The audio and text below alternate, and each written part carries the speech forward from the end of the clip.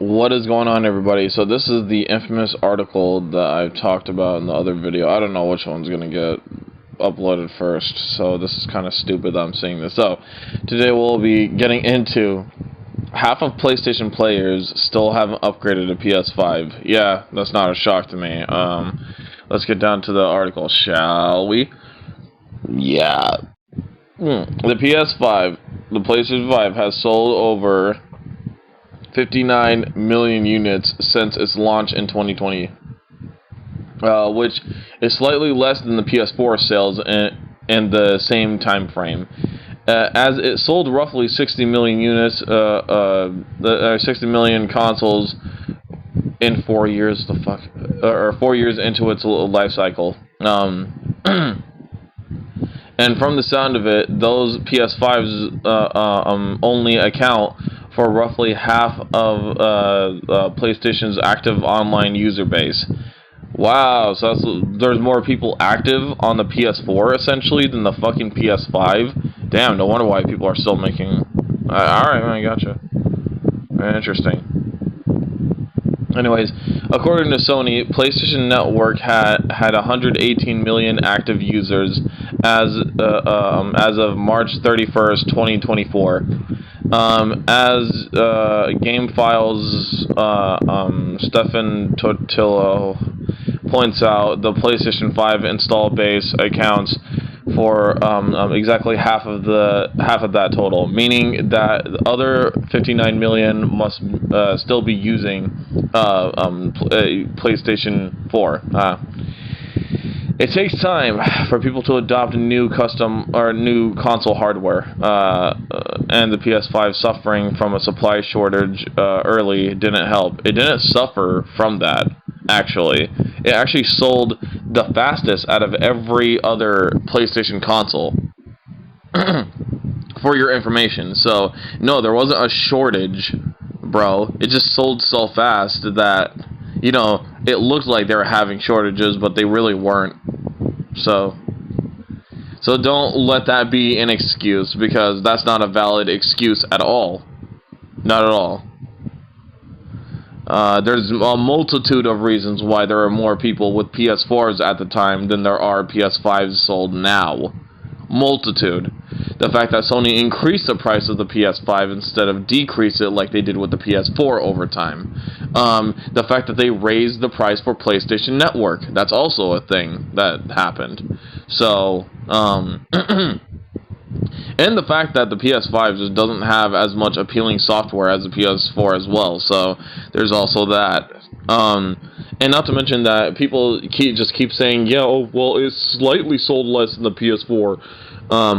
That doesn't matter. The PS4 comparatively actually sold a little bit more than that, because there are more people in the gaming industry now than there ever were in the PS4's lifespan. So, yeah, I don't know. Comparatively, that's not even true. Like, I would say it's behind a couple million units comparatively.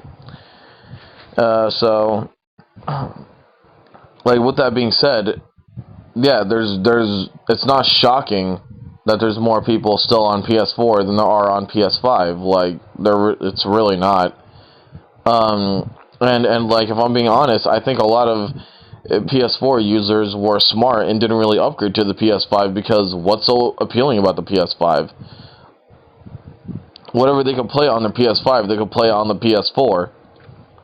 Except for games that were, honestly, they don't look appealing on the PS5, and what I mean by that is Final Fantasy 16. I refuse to play that game on a dog shit piece of hardware like the PS5, not to mention that it didn't benefit off of being on the PS5, so why should I get it for the PS5? If that makes any sense. Like, bro, the PS5 is this uber powerful console that Sony tried to make you believe that it is, yet you're having this exclusive game that's only on your PlayStation 5 console, right?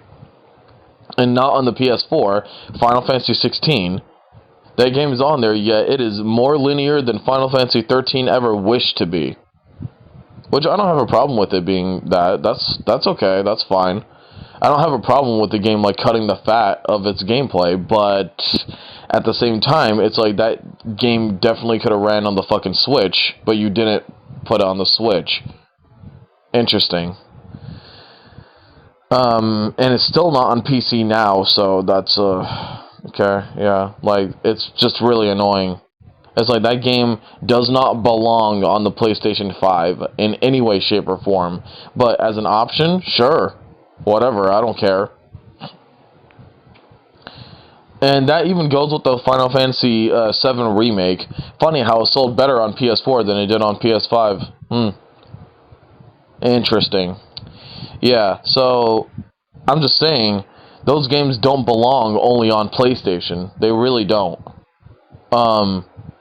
Because on the same type of hardware, and what I mean is by a dedicated piece of hardware that you sit and play in your living room or your room in general. Like, basically, you sit down and play on the TV, you know? It's not a portable. Yet, you know, they expect you to play these games where they're not even, like, where they don't have that label where you're supposed to play it for hours upon hours. They don't look like those types of games that you play for hours upon hours at a time. It's just weird. I don't know. It's like, a lot of games don't belong only on consoles, really, if you ask me.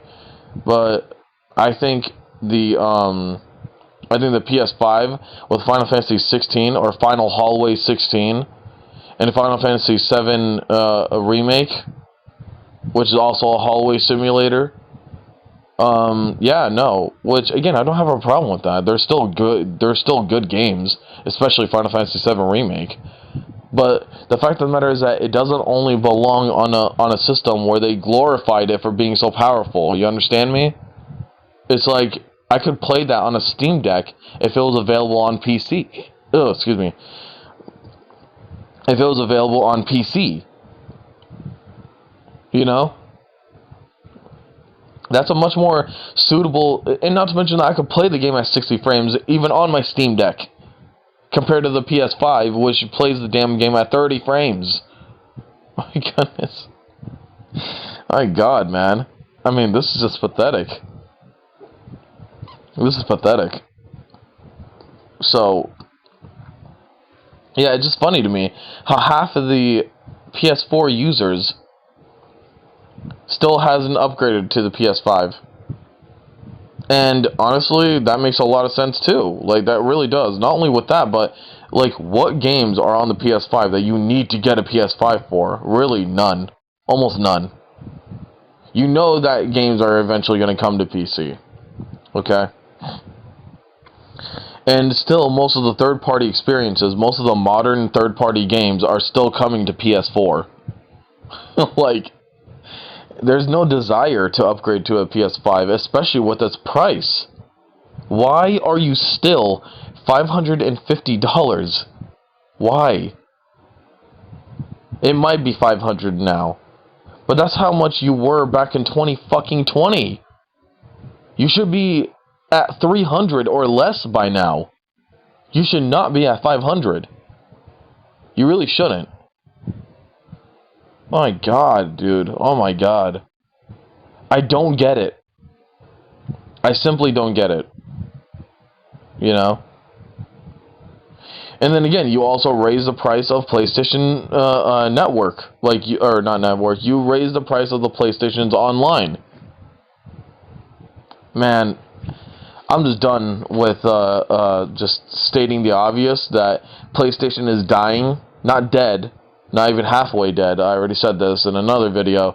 But it's dying. And Sony knows it. So, yeah.